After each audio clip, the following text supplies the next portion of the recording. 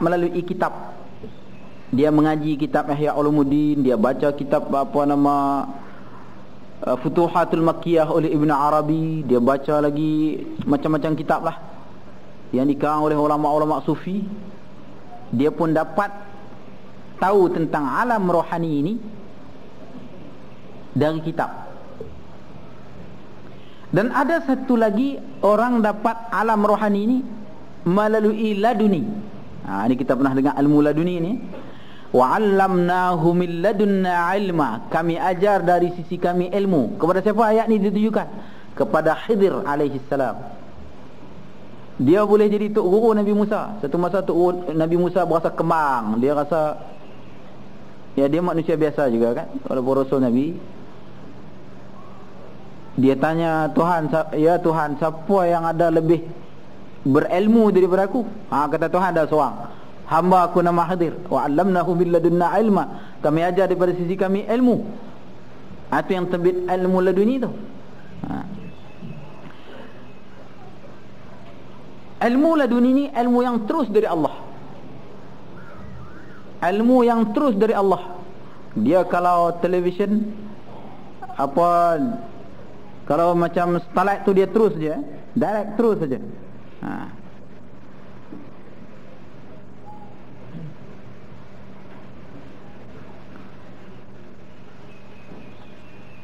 Saudara-saudara yang dikasihi, orang-orang yang dapat memahami kerohanian melalui kitab selalu fanatik dengan kitab dia. Boleh dia baca kitab ni, mengikut apa yang ada dalam kitab yang saya baca, beginilah lebih kurang. Dan orang-orang yang dapat alam kerohanian melalui laduni terus dari Allah, selalu ada penemuan-penemuan baru yang pelik-pelik dan aneh-aneh. Maka sering terjadi pertentangan antara kerohanian laduni dengan kerohanian melalui kitab-kitab. Selalu ada tu. Sebab itu kalau satu orang yang terjadi kepadanya perkara pelik, dia tu bukan ahli agama, tapi kecenderungannya kepada agama ada. Terjadi satu masa dulu, seorang hamba Allah yang mendakwa, dia nampaklah alam rohani ini dapat pesanan-pesanan rohani. Dia pun hebohkan, itu pun silap dia juga, menghebohkan para ramai, sedangkan itu untuk diri dia saja. Orang alim pun bersidang, jatuhkan hukum bahasanya apa yang dia keluarkan itu adalah hanya tipuan semata-mata. Jadi seringlah terjadi, saudara-saudara, orang-orang yang dapat laduni ini dihukum sebagai sesat, dan orang-orang yang dapat melalui kitab ini tidak ada pengalaman rohani yang mantap. Dia baca dari kitab, kemudian dia cuba tajribah, cuba untuk terjun ke alam rohani. Dia dapat sikit je, tak dapat banyak. Jadi bila dia tak dapat, dia kata orang lain pun tak dapat, sebab aku je lah.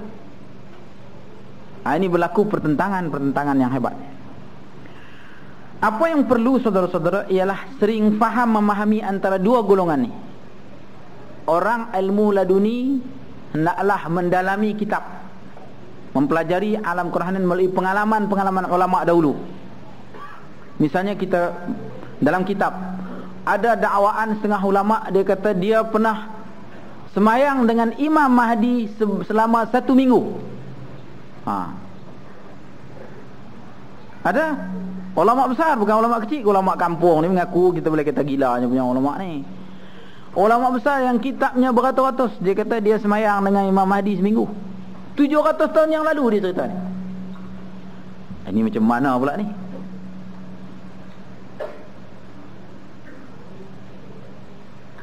Jadi di waktu itu dia telah masuk ke satu alam rohani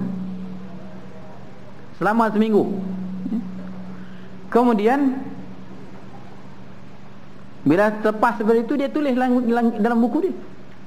Kalau dah tertulis dalam buku, orang yang datang kemudian tak mau tolak lagi dah.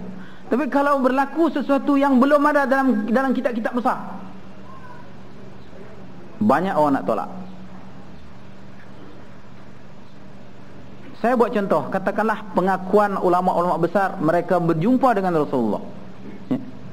Man ra'ani fil manam faqad ra'ani fil yaqazah. Siapa yang lihat aku dalam keadaan tidur, mimpi, dia akan lihat aku dalam keadaan jaga. Maka dalam hadis Abi Jumrah diceritakanlah, di antara orang-orang yang pernah bertemu, nama-nama orang-orang yang pernah bertemu Rasulullah dalam keadaan jaga. Bila dah tulislah hadis Abi Jumrah, orang tak tolak dah. Orang kata betul lah tu. Tapi bila datang satu golongan zaman kemudian yang lulusan akademik ngaku jumpa Rasulullah, orang kata, "Ai, ni macam mana pula ni? Dia bukan ada ilmu tu." Jadi inilah selalu berlaku pertentangan antara orang yang Allah buka alam rohaninya melalui laduni atau dipanggil murad, dengan orang yang terbuka alam rohaninya melalui pendidikan biasa dipanggil murid. Murid tu dia nakkan ilmu, dia cari tok guru. Murad ni tok guru cari dia. Tuhan pilih dia untuk beri lautan ilmu ni. Apa yang perlu saudara-saudara, jalan penyelesaiannya ialah saling faham memahami. Orang yang berkitab cuba faham orang yang dapat laduni, orang yang laduni cuba pelajari dalam kitab supaya jangan kena tipu.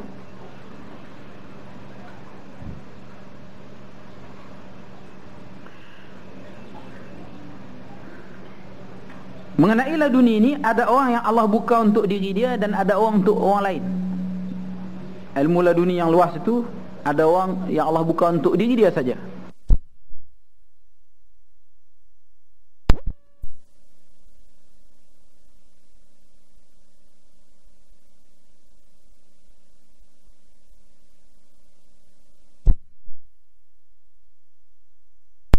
Ada yang dibuka untuk orang lain.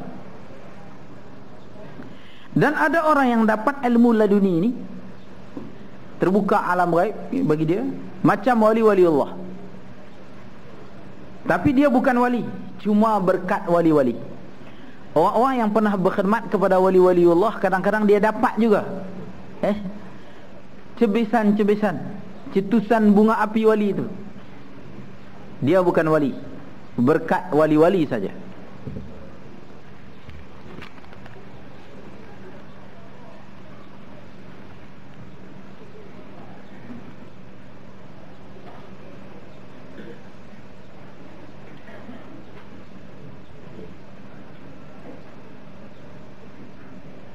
Saudara-saudara yang dikasihi sekalian, alam rohani atau alam gaib ini, apabila seorang telah terlepas masuk ke alam rohani pada masa-masa tertentu atau dinamakan dia fana, waktu itu dia tak, bila berlaku benda pelik-pelik, perkara pelik-pelik kepada dia, hukum syariat ni kita tak boleh jatuhkan kepada dia. Bahaya. Saya buat contoh. Satu masa pernah Aisyah datang jumpa Rasulullah.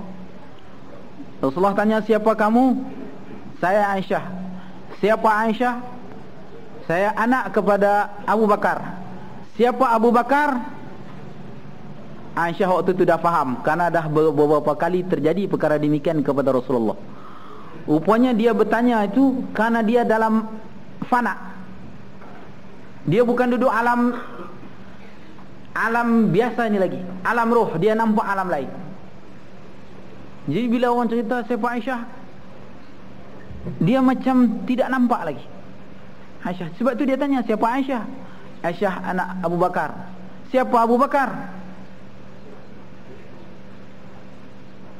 Aisyah tidak jawab lagi sebab dia tahu berlaku beberapa kali hal ini kepada Rasulullah sallallahu alaihi wasallam.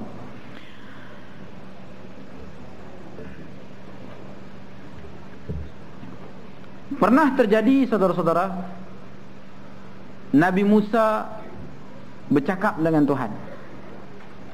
Tuhan kata, "Hai Musa, aku sakit, mengapa engkau tidak ziarahi aku?" Ini Tuhan cakap dengan Nabi Musa ni ya.